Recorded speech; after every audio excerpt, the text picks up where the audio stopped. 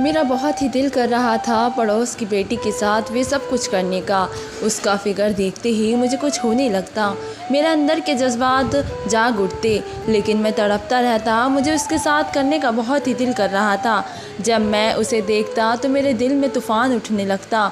लेकिन एक दिन मेरी नीयत ख़राब हो गई और उसके साथ ज़्यादती करने लगा। जब ज़बरदस्ती उसके साथ वे सब किया तो उसे खून बहने लगा। मैं डर ही गया था कि इसे अचानक क्या हो गया है, लेकिन फिर से उसके साथ किया तो मेरी चीखें निकल गई। उस लड़की में तो मेरा दिल बहुत कर रहा था, क्योंकि मैं पड़ोसी की जवान बेटी के साथ ज़्यादती की थी। मुझे डर था कि वे किसी को बोल न दे, पर कुछ देर बाद ही मालूम हुआ वो छत से कर मर गई है। मेरे अलावा उसके मरने की वजह कोई नहीं जानता था। मैं खौफ से हर रोज़ उसकी खबर पर जाता और उससे माफ़ी मांगता। जब एक दिन ख्वाब में उसे देखा, वो बोली, तुम जल्दी से मेरी खबर खोद दो, मैं तुम्हें माफ़ कर दूँगी। मैं आधी रात वहाँ गया और जल्दी जल्दी उसकी खबर खोदी, जो कि उसे बाहर निकाला। और मुझे उस मोहल्ले में आए हुए काफ़ी अरसा गुजर चुका था। मेरी गंदी सोच और गंदी नज़र की वजह से मोहल्ले की हर लड़की मुझे देखकर घबरा जाती। मेरी बीवी मेरी इस हरकत से बखूबी वाकिफ़ थी। उसके बावजूद भी वे खामोश रहती। वे जानती थी कि अगर इसने अपना मुंह खोला तो मैं उसे नहीं छोड़ूंगा। मुझे शुरू से ही अपनी बीवी को छोड़कर दूसरी तमाम लड़कियों में दिलचस्पी थी। हालांकि मेरी बीवी बहुत नेक और सुलझी हुई थी। इसमें सिर्फ ये खामी थी कि वे मामूली शक्ल सूरत की मालिक थी। इससे पहनने ओढ़ने का भी सलीका नहीं था। वे मेरे बारे में सब कुछ जानते हुए भी अनजान बनकर मेरे साथ गुजारा कर रही थी। वो मेरे आराम का बहुत ही ख्याल रखती थी। इन सब के बावजूद भी वो मुझे एक आँख नहीं भाती थी। मैं उस पर बहुत ही जुल्म करता, वो मेरा हर जुल्म खामोशी से सह लेती। मेरी शादी को 6 साल गुजर चुके थे। इतना अरसा गुजर जाने के बाद भी मेरी बीवी के यहाँ औलाद ना हुई तो मुझे अपनी बीवी से नफरत सी होने लगी थी। मैं उसे हमेशा ताने देता और कहता, तू बाज औरत है, तुमसे मुझे औलाद कभी भी नहीं मिल सकती। मैं इस पर इस कदर जुल्म करता कि जुल्म की इंतहा कर देता। बदले में अगर वे कुछ बोलने लगती तो मैं उसे ये कहकर खामोश कर देता कि अगर तुमने मेरे सामने ज़्यादा ज़बान खोली तो मैं अपनी ज़िंदगी से तुम्हें फारिग कर दूँगा। इसलिए वो इस डर की वजह से अपनी ज़िंदगी से बेदखल न कर दूँ। मेरा हर जुल्म सहती रहती। शादी के शुरू में तो मैं जल्द घर लौटता था, क्योंकि तब मुझे अपने माँ बाप का डर था। माँ बाप के रोज़ रोज़ की रोक टोक से तंग आकर मैंने वे शहर छोड़ा और सियालट कोर्ट में आकर आबाद हो गया। अब मुझे किसी किस्म की रोक टोक नहीं थी, बल्कि मुकम्मल आज़ादी थी। ये मेरा रोज़ का मामूली बन चुका था कि मैं आधी आधी रात घर लौटता। अगर मेरी बीवी मुझे जल्द घर लौटने के लिए कहती तो मैं उसे मारता फिरता। वह अपने ज़ख्मी बदन को सहला कर खामोश हो जाती। मैं बीवी को छोड़कर बाहर की औरतों के साथ ताल्लुकात बना के रखता था। जो भी मेरी कमाई और जमा पूंजी थी, मैंने सब इन्हीं कामों में उड़ा दिया। मैं इलेक्ट्रिशियन का काम करता था। एक शाम जब मैं काम से वापस आ रहा था तो मुझे रास्ते में अनवर साहिब, जो कि हमारे हमसाए थे, वो मिले थे। वो मुझे बोले, फ़ारूक साहब, मुझे अपने घर में बिजली का कुछ काम करवाना है, थोड़ा वक्त हमारे लिए भी निकाल लो। तो मैं अनवर साहब से बोला, अनवर साहब, आप जब कहेंगे मैं वक्त निकाल लूँगा। अगले दिन मैं काम करने के लिए अनवर साहब के घर गया तो घर में बहुत ही खामोशी थी। अनवर साहब भी घर में मौजूद नहीं थे। मेरे आवाज़ देने पर अनवर साहब की जवान बेटी बाहर आई। उसे देखकर मेरी आंखें फटी की फटी रह गई। मेरे इस तरह देखने पर वे घबराई और वे जल्दी से अंदर चली गई। शायद उसे मेरा इस तरह देखना बहुत ही बुरा लगा था। अनवर साहब की बेटी को देखकर मेरे दिल में गुनाह करने की हसरत जागी थी। ये सोचे समझे बगैर कि मैं शादीशुदा हूँ, मगर बीवी की किसी को परवाह थी। मैं तो अपनी बीवी को जूते की नोक पर भी नहीं रखता था। उसकी मेरी अपनी बीवी को ज़िंदगी में कोई अहमियत नहीं थी। अगर होती तो मैं यूँ बाहर ताक झाँक नहीं करता। और जब मैं वापस आया तो मेरा अच्छा मुँह देखकर मेरी बीवी बोली, क्या कोई बड़ी लॉटरी हाथ लग गई है जो इस कदर खुश है? मैं अजीब से लहजे में बोला, तुमसे मतलब, तुम अपने काम में काम रखा करो। वैसे भी तुम्हारे होते हुए ये मुमकिन नहीं कि मेरे हाथ कोई बड़ी लॉटरी लग जाए। तुम्हारी खुद की किस्मत तो ख़राब थी, तुमने आकर मेरी भी कर दी। मैं तो पछताता हूँ उस दिन के जब मेरी शादी तुमसे हुई थी। कुछ तो मेरी बीवी शक्ल सूरत की मामूली सी थी और उसकी सबसे बड़ी खामी औलाद का ना होना था। यही वजह थी कि जब भी मैं इसे देखता मेरा अच्छा मूड भला एकदम से ख़राब हो जाता। मैं गुस्से से गर्म होता कमरे में चला जाता और कमरे में टहलते हुए सोचने लगा कि किस तरह मैं अनवर साहब की बेटी को अपने जाल में फंसाऊं, क्योंकि मैं ये शिकार किसी सूरत भी हाथ से नहीं जाने देना चाहता था। इसी वक्त मेरे दिमाग में बहुत कुछ आ चुका था, क्योंकि अनवर साहब की बेटी ही थी इतनी खूबसूरत। मेरी जगह अगर कोई और भी होता तो उसका भी यही हाल होता जो कि उस वक्त मेरा था। वो लड़की मुकम्मल तौर पर मेरे हवास पर छाई हुई थी। उसका सराफ बार बार मेरी आंखों के सामने आ रहा था। उस दिन मैंने तय कर लिया था कि मौका पाकर अपनी प्यास ज़रूर बुझाऊं। अब तो मैं उसे देखने के बहाने ढूंढता। कुछ दिन बाद अनवर साहब फिर मुझे गली में मिले और काम के लिए बोला, तो मैंने कहा कि पहले मुझे दिखा दे कि कौन सा काम करवाना है, फिर मैं कल सामान लेता हुआ आऊँगा। तो अनवर साहब मुझे अपने घर ले गए। उस दिन मुझे अनवर साहब की बेटी नज़र नहीं आई। मेरी निगाहें उसे तलाश कर रही थी, मगर शायद वो घर पर नहीं थी। मैं घर जाकर अपनी बीवी से बोला, तुम हर वक्त घर में बंद क्यों रहती हो, कहीं आया जाया करो, तुम्हारा दिल लगा रहेगा। तो वो कहने लगी, मैं कहाँ जाऊँ, आप तो कहीं बाहर लेकर नहीं जाते। तो मैं बोला, आसपास के पड़ोस के साथ ताल्लुक़ बनाओ, ये साथ वाले अनवर साहब हैं, इनके घर आया जाया करो, तुम्हारा भी दिल बहला रहेगा। तो जैसे ही मेरी बीवी मेरी तरफ मशकूर नज़रों से देखने लगी, मैं इनसे नज़रें चुराते हुए बोला, ऐसा क्या देख रही हो। मुझे लगा शायद वे मेरे इरादे जान चुकी है, क्योंकि वे मेरी तरबियत से अच्छी तरह से वाकिफ़ थी। वे जानती थी कि मैं बाहर की औरतों पर गंदी नज़र डालता हूँ। वे खामोश रही और कुछ न बोली और उठकर कमरे में चली गई। मैं भी बड़बड़ाया कि मैं भी किससे बहस कर रहा हूँ। अगले दिन मैं काम करने के लिए अनवर साहब के घर गया, तभी मुझे वे लड़की नज़र आई। तब मैंने अनवर साहिब से बातों ही बातों में पूछ लिया कि आपके कितने बच्चे हैं। तो उन्होंने बताया कि उनके 3 बच्चे हैं, जिनमें 2 बेटे और 1 बेटी शामिल है। मैं बेटी दोनों बेटों से बड़ी है और वे लाहौर यूनिवर्सिटी में पढ़ती है, वहीं पर हॉस्टल में रहती है। हफ्ते में सिर्फ 1 दफ़ा घर का चक्कर लगा लेती है।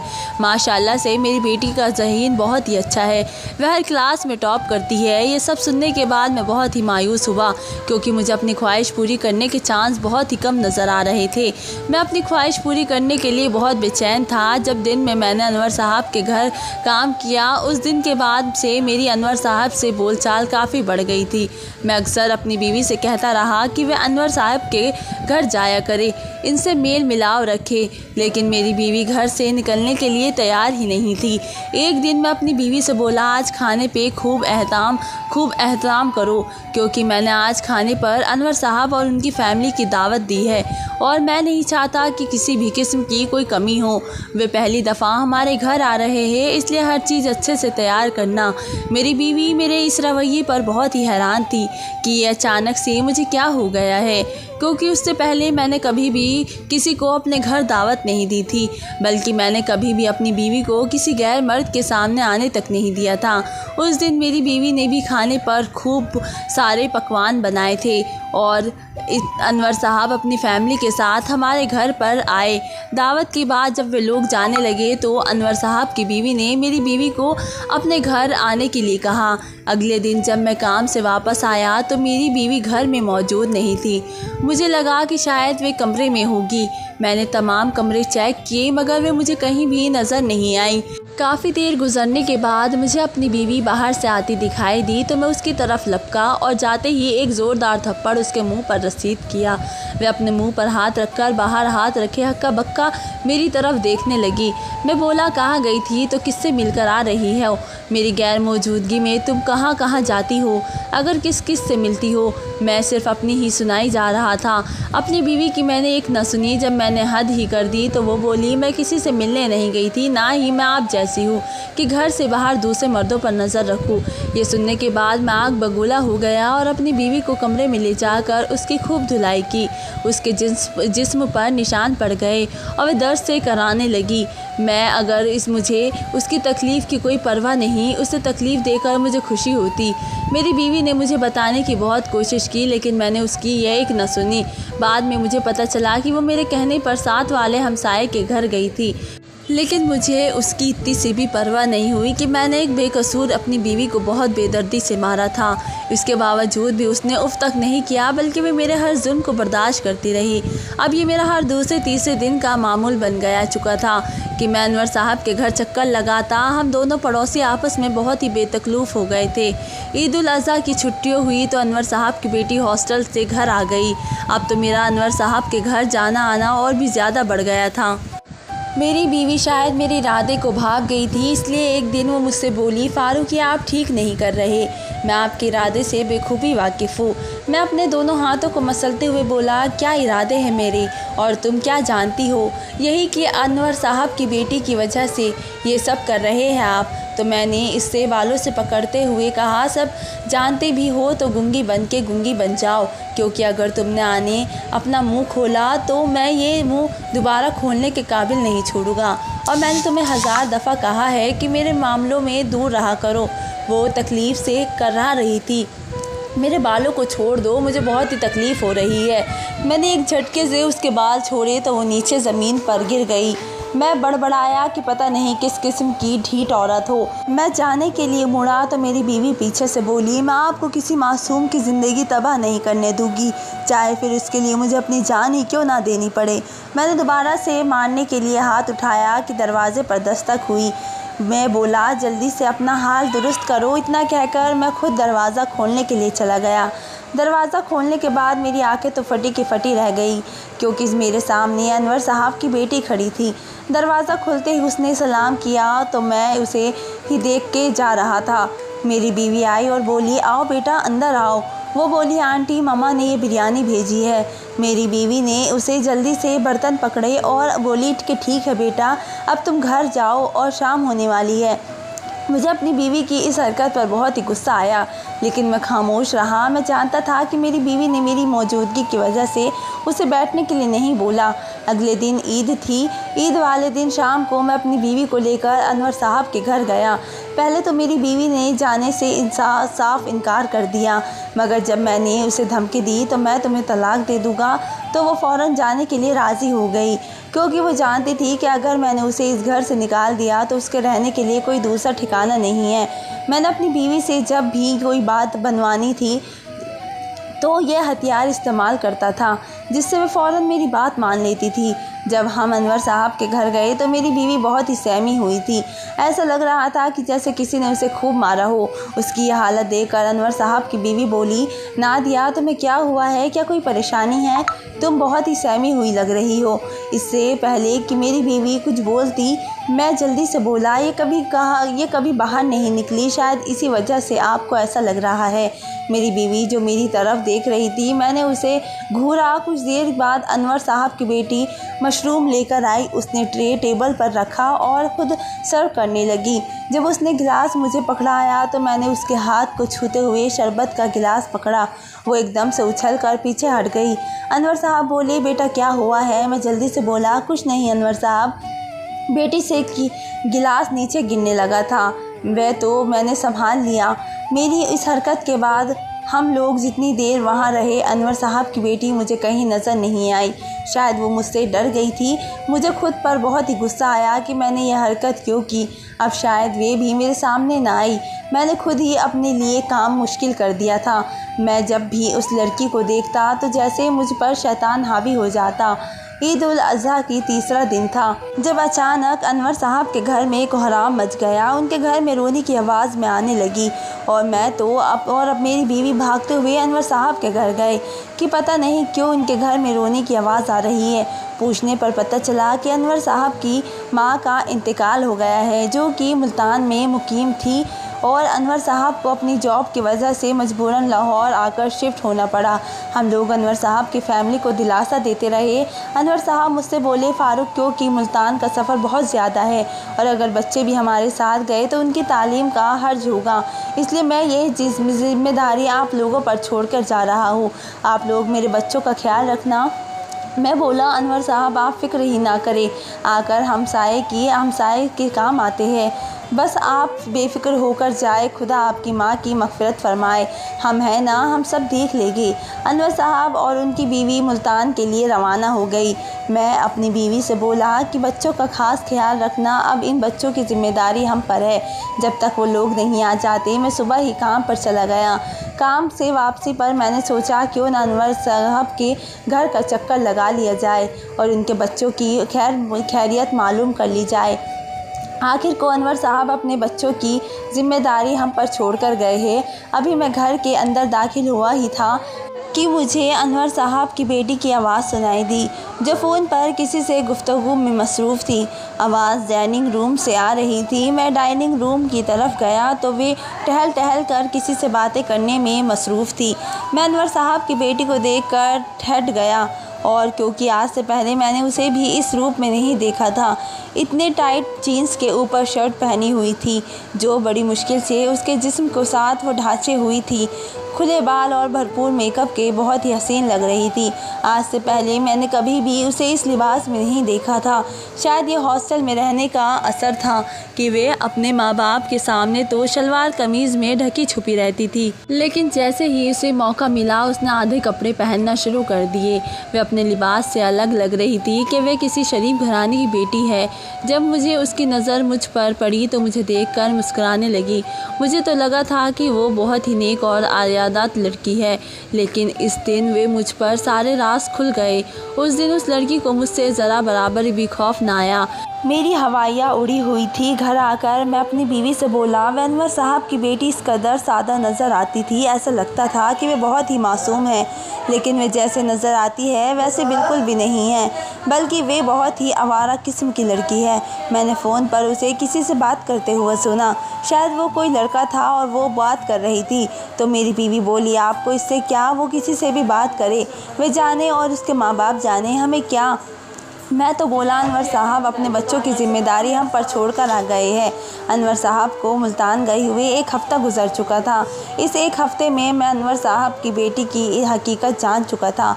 किसी तरह वे गैर मर्दों के सामने अपनी नुमाइश करती है, इतना गंदा और नाजब लिबास पहनती है कि मैं काम पर आता या जाता तो अक्सर उनके घर के सामने लड़के खड़े होते और अनवर की बेटी छत पर खड़ी इशारों से उनसे बातें करती। अब तो मुझ पर भी यह हकीकत खुल चुकी थी। मैं भी जान चुका था कि अनवर साहब की बेटी को फंसाना अब ज़्यादा मुश्किल काम नहीं है, इसलिए मैं मौके की तलाश में था कि कब मुझे मौका मिले। इतवार वाले दिन मुझे मालूम हुआ कि अनवर साहब और उनकी बीवी मुल्तान से वापस आ रहे हैं, तो मैं सोचने लगा कि उनके आने से पहले मुझे अपना काम करना होगा। मेरी बीवी की कज़िन की शादी थी। अनवर साहब के बच्चे की वजह से मेरी बीवी मुझसे बोली, फ़ारूक, मेरा दिल नहीं मानता कि मैं इन बच्चों को छोड़कर शादी में जाऊं। मैं बोला, तुम पागल हो गई हो, ऐसा मौका रोज़ थोड़ी आता है, और फिर उन्होंने तुम्हें इतने प्यार से बुलाया है, तुम्हें ज़रूर जाना चाहिए। तुम जल्दी से अपने कपड़े तैयार कर लो, मैं तुम्हें छोड़ आता हूँ। मैंने ज़बरदस्ती अपनी बीवी को शादी पर जाने के लिए कह दिया, क्योंकि सिर्फ 1 ही दिन रह गया था अनवर साहब लोगों को आने में। अपनी बीवी को छोड़कर आने के बाद बड़े इत्मीनान से प्लान बनाने लगा कि किस तरह अनवर की बेटी को अपने जाल में फंसाऊं। अब मुझे किसी काम का खौफ और ख़तरा नहीं था, क्योंकि ना तो साहब लोग घर पर थे और ना ही मेरी बीवी। तो मैं बड़ा सब कुछ सोच रहा था। रात के वक्त मैं अपने सहन में लेटा हुआ था और मौके की तलाश में था, क्योंकि अक्सर अनवर साहब की बेरात के छत लड़की रात पर आती थी और आधी रात को वो फ़ोन पर बातें करती थी, और बातें भी बहुत ही वाहियात बातें होती थी। मैं कई दफ़ा उसकी बातें सुनी तो मैं बहुत ही हैरान होता था कि इतनी सी लड़की और बातें देखो कैसे टप टप करती है। लड़की के इंतज़ार में सारी रात गुजर चुकी थी। वो रात आखिरी पहर था। मुझे दीवार से एक साया नज़र आया तो मैं फ़ौरन उठकर छत की सीढ़ियाँ बुत करता हुआ छत पर चला गया। वह अपनी छत पर किसी से फ़ोन पर बातें करने लगी। मैं इस कदर मशगूल था कि उसे मेरी मौजूदगी का एहसास ही ना हुआ। मैं बहुत ही अपनी छत पर था, इसलिए दीवार फलांग करके अनवर साहब की छत पर चला गया। वे एकदम से पीछे मुड़ी। मुझे देखते ही उसने फ़ोन बंद कर दिया और बोली, अंकल आप इस वक्त क्या चाहिए? मैं बोला, मुझे इस वक्त चाहिए कि तलब हो रही है, लेकिन मसला ये है कि मुझे चाय बनाना नहीं आती। क्या तुम मेरे घर जाकर मेरे लिए चाय बना सकती हो? तो वो मुस्कुराते हुए बोली, जी ज़रूर। जब वो चाय बनाने के लिए दूध लेने गई तो मैंने जल्दी से दरवाज़ा बंद कर लिया। वो बोली, अंकल आप क्या कर रहे हैं? मैं बोला, वही जो तुम दूसरों के साथ करती हो। उसके मना करने के बावजूद भी मैंने उसकी इज्जत दागदार कर दी। वह बहुत ही बोझल कदम उठाती हुई अपने कमरे में चली गई। ऐसा करने के बाद मुझे बहुत ही बेचैनी हो रही थी। मेरा दिल तो बहुत आ रहा था। मुझे डर था कि कहीं वे किसी को बोल न दे। सुबह का उजाला हर तरफ फैल चुका था और अनवर साहब और उनकी बीवी सुबह 7 बजे पहुंच गए, मगर मैं इस डर से कहीं वे किसी को बोल न दे उनके घर न गया। कुछ देर बाद ही मालूम हुआ वो छत से गिरकर मर गई है। मेरे अलावा उसके मरने की वजह कोई नहीं जानता था। उस दिन मेरी बीवी भी शादी से वापस आ गई तो हम लोग उनके घर और ताज़िया के लिए गए और मुझ पर एक अजीब सी आप कपकपाती तारी थी। खौफ के मारे मेरी टांगें काँप रही थी। मेरी बीवी मेरी ऐसी हालत के बारे में बहुत ही परेशान थी। अब ये मेरा रोज़ का मामूल बन चुका था कि मैं खौफ से हर रोज़ उसकी कब्र पर जाता और उससे माफ़ी मांगता। एक दिन शाम के वक्त मैं उसकी कब्र पर गया और रो रो कर उससे अपने किए की माफ़ी मांगने लगा। जब मैं घर वापस आया तो मेरी हालत बहुत ही बुरी थी। मेरी बीवी के लाख पूछने पर भी मैंने उसे कुछ न बताया, क्योंकि मैं हरगिज़ नहीं चाहता था कि मेरी बीवी मुझसे बदकिरदार हो। मैं रात को सोने के लिए अपने बिस्तर पर लेटा। आधी रात का वक्त था जब मैं उन्हें उस लड़की के ख्वाब में देखा। वो बोली, तुम जल्दी से जाकर मेरी खबर खोद दो, मैं तुम्हें माफ़ कर दूँगी। मैं आधी रात वहाँ गया और जल्दी उसकी खबर खोदी। जो ही उसे बाहर निकाला मेरे तो रोंगटे खड़े हो गए। वहशत और खौफ के मारे मेरा जिस्म थर थर काँपने लगा। मैंने देखा कि उसके नाखून सब उंगलियां से जुदा थे। होठ ऐसे थे जैसे उबलता हुआ पानी उन पर डाला गया हो। उसकी वजह ये थी कि वह जलसा गई थी और उसके मुंह से बिच्छू निकल रहे थे। और ये सब देखने के बाद मेरी तो हिम्मत ही ना हो रही थी कि मैं मैयत को दोबारा कब्र में उतारता। मैंने डरते मैयत को दोबारा दफन कर दिया। मैयत को दफन करने के बाद मैं तेज़ कदम उठाता घर की तरफ बढ़ गया और खौफ के मारे मुझे तेज़ बुखार हो गया। मैंने अनवर साहब को अपने घर बुलाया और उससे बोला, अनवर साहब आपकी बेटी बहुत बड़े अजाब में है, उसकी बख्श दे के लिए दुआ करे और दुआएं मग़फ़िरत करवाए। अनवर साहब रोते हुए बोले, तुम्हें कैसे पता कि मेरी बेटी अजाब में है? तो मैंने उसे बताया कि तुम्हारी बेटी मुझे ख्वाब में मिली थी। अगले ही दिन अनवर साहब ने ढेर सारा खाना खैरात किया और अपनी बेटी के लिए दुआएं मग़फ़िरत करवाई। उसी रात अनवर साहब की बेटी मेरे ख्वाब में आई और बोली, तुम्हारी वजह से मेरा अज़ाब कुछ कम हो गया है और मैं पहले से सुकून में हूँ, क्योंकि मेरे घर वालों ने मेरे लिए दुआएं मग़फ़िरत करवाई, जिससे मेरा अज़ाब कम कर दिया गया। ये अज़ाब मुझे इस वजह से हुआ है क्योंकि मैं गैर मर्दों के सामने खुद की नुमाइश करती थी, बड़े बड़े नाखून और नेल पॉलिश लगाया करती थी, जिसकी वजह से यह अज़ाब मुझ पर नाजिल हुआ है। मैं एकदम से उठ बैठा। पसीने से मेरे कपड़े भीग चुके थे। ऐसा था जैसे मुझे किसी ने पानी से नहलाया हो। मेरी बीवी जो मेरे पहलू में लेटी हुई थी मेरी ऐसी हालत से घबरा गई और वो मेरे माथे पर आए पसीने की बूंदों को साफ़ करते हुए बोली, फ़ारूक आखिर बात क्या है? मैं देख रही हूँ कि आप कुछ दिनों से बहुत ही परेशान दिखाई दे रहे हैं। मैं तो अपनी बीवी के सामने हाथ जोड़ते हुए बोला, नीदा मुझे माफ़ कर दो। मैंने तुम्हारी गैर मौजूदगी में नाजायज़ फ़ायदा उठाते हुए अनवर साहब की बेटी की इज़्ज़त दागदार कर दी। मुझे तुमसे बहुत ही बड़ी गलती हो गई है। मैं शैतान के बहकावे में आकर ये गलती कर बैठा हूँ। मैंने अनवर साहब की बेटी के साथ बिल्कुल भी अच्छा नहीं किया। उसका लिबास और उसका फ़ैशन देखकर मैं बहक गया था, जिसकी वजह से मैं सहम वो कर बैठा जो मुझे नहीं करना चाहिए था। मैं सज़ा का लादार हूँ। मुझे सज़ा मिलनी चाहिए और कड़ी से कड़ी सज़ा मिलनी चाहिए। मैं पुलिस स्टेशन जाकर अपने जुर्म का तारा करूँगा और मुझे जो सज़ा मिलेगी कबूल होगी। सुबह होते ही मैं नादिया से बोला, मुझे माफ़ कर देना क्योंकि मैंने तुम्हारे साथ भी बहुत ही जुल्म किए हैं। नादिया बहुत बहते हुए आंसू के साथ बोली, मुझे आपसे कोई गिला नहीं, खुदा के वास्ते आप मुझे छोड़कर मत जाए। नहीं नादिया, मैं अब नहीं रुक सकता। मुझे अपने किए हुए जुल्म का बदला चुकाने जाना है। मेरा गुनाह इस कदर ज़्यादा है कि मैं उसका बोझ अपने कंधों पर बर्दाश्त नहीं कर सकता। और फिर मैंने किसी की बेटी की ज़िंदगी तबाह कर दी और मेरी वजह से ही उसकी मौत हुई है। अगर अनवर साहब को पता चला कि मैं उनकी बेटी का गुनहगार हूँ तो शायद वो मुझे जान से ही मारते। वो तो मुझ पर बहुत ही भरोसा करके अपने बच्चे मेरे हवाले करके गए थे।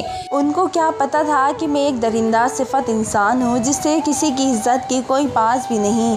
इसलिए मुझे मत रोको, मुझे जाने दो। यही और मेरे और हम सबके हक़ में बेहतर होगा कि मैं अपने किए की सज़ा पाकर वापस आऊँ। मैंने पुलिस स्टेशन जाकर अपने जुर्म का तारा किया। अदालत ने मुझे कड़ी से कड़ी सज़ा सुनाई जो मुझे बाखुशी कबूल थी। इस सज़ा से मेरे गुनाह कई गुना भारी थी। काफ़ी अरसे जेल में गुजारने के बाद मैं वहाँ से एक अच्छा इंसान बनकर निकला। मैंने अपने तमाम गुनाहों से तौबा कर ली और अल्लाह से वादा किया कि अब मैं भी गुनाह का तरफ माइल नहीं होगा, किसी की बेटी की ज़िंदगी तबाह नहीं करूँगा। आज मैं अपनी बीवी और अपनी बेटी के साथ, जो कि मैंने अडॉप्ट की थी, खुशहाल ज़िंदगी जी रहा हूँ और अल्लाह ताला का शुक्र अदा करता हूँ जिसने मुझे हिदायत देकर सीधे रास्ते पर चलने की तौफीक दी है। मेरी बीवी ने भी मेरे पिछले तमाम जुर्म जो इनमें मैंने इसके साथ किए थे वो सब कुछ माफ़ कर दिए हैं। आज की वीडियो कहानी आपको कैसी लगी मुझे कमेंट करके ज़रूर बताएं और वीडियो अच्छी लगी है तो लाइक करिए और शेयर ज़रूर कीजिएगा और हमारे चैनल को सब्सक्राइब भी कर लीजिएगा। तो फ्रेंड, मिलते हैं अगली वीडियो के साथ। तब तक के लिए टेक केयर, अल्लाह हाफ़िज़, बाय।